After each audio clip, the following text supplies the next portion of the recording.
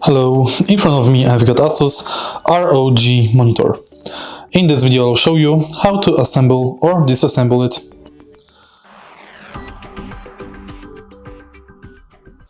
In the beginning, let's start with disassembling base from the monitor. Right here on the back, under the base, we've got the button.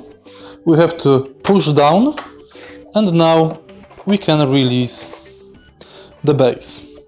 In order to disassemble base, simply unscrew this part and then you can remove the base from the stand. In order to assemble it, you have to put the base into this part here, like this. Let me just tilt it and place it like this, and it's secured. If you find this video helpful, please leave like, comment and subscribe.